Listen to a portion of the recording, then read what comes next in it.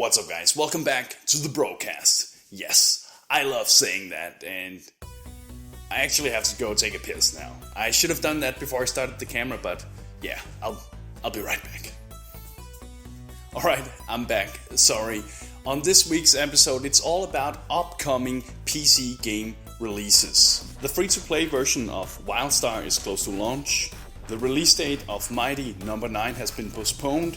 And if you want to play the new Warhammer End Times Vermintide, then you just have to wait a little less more than a month.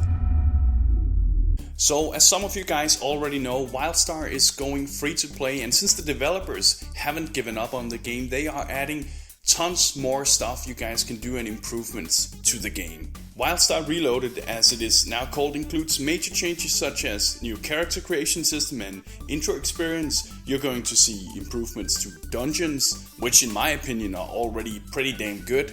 You're going to see itemization and trade skill improvements. You will see improvements to world bosses and group content / events. There will be a class stat revamp, and then of course new quality of life features, bonus events, etc, etc.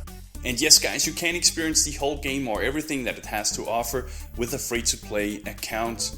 That said, they do also offer, in their own words, completely optional in-game purchases, which covers a wide range of player services, convenience options and cosmetic offerings. I mean, like most free-to-play MMOs does. I mean, as long as it doesn't go pay to win, then it's probably okay, right? Even though I'm not a big fan of microtransactions and free-to-play shops and games. I guess if this means that WildStar will survive, then I'm all for it. And I really do hope it will survive. WildStar is, in my opinion, one of the best and most polished MMOs out there. It has fantastic PvE content, it has great PvP potential. And I just really hope that this update or this WildStar Reloaded free-to-play model is going to keep the game alive and make it even more popular, or make it popular. It's not that popular right now, but yeah. And you guys obviously want to know when the game goes free-to-play, and that happens tomorrow on September the 29th. So go create that account if you haven't already and play the game. Next up, after having been postponed several times to great dismay of its fans, Mighty No. 9 now has a set release date. It is February the 9th, 2016, which is approximately a half year later than what they initially intended, but hey, better late than never, right? Mighty No. 9 is a challenging side-scrolling action game. The year is 2000 and something, and all the new technological advances in the field of robotics technology have ushered in a new era of peace and prosperity. Violence is confined to the Battle Coliseum, where robot combatants face off in spectacular duels. Dr. White, a famous doctor in this game, created 9 robot siblings known as the Mighty Numbers.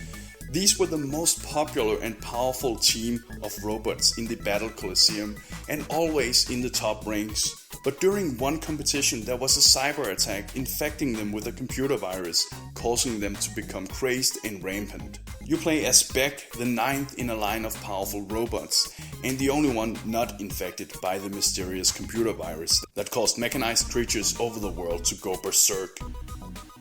So the thing you do in this game, guys, is to run, jump, blast and transform your way through 9 initial stages using weapons and abilities stolen from your enemies in order to take down your fellow Mighty Number robots. And then of course to confront the final evil that threatens the planet. And while it has been a long time since I've been playing games like these, I must admit from looking at the gameplay that the game has me intrigued. It looks fast-paced, it looks smooth, it looks like there's a decent challenge in this game. And hey, I may go back and, or I may go to the future and try out the game. So yeah, as I said, the game releases February the 9th, 2016.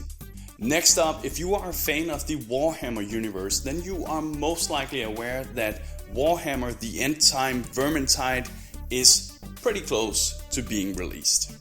Vermintide is a cooperative action first-person shooter and melee combat adventure, and it is set in the end times of the iconic Warhammer fantasy world.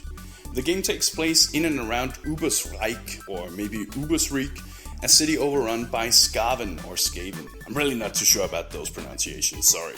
Here you will assume the role of one of 5 heroes, each featuring different playstyles, abilities, gear and personality. Working cooperatively, you must use their individual attributes to survive an apocalyptic invasion from the hordes of relentless ratmen known as the Skaven. And you can expect to see battles across a range of environments stretching from the top of the Magnus Tower to the bowels of the Under Empire. And what this game tries to sell itself on is having a good story, having multiple weapons, hundreds of weapons, in fact, that you can try out for yourself, having a 4-player co-op survival mode, and of course adding another chapter in the already rich story of the Warhammer universe. If you're interested in this game, you only have to wait about a month more. The game will release on the 23rd of October 2015. Oh yeah, it's gonna be good.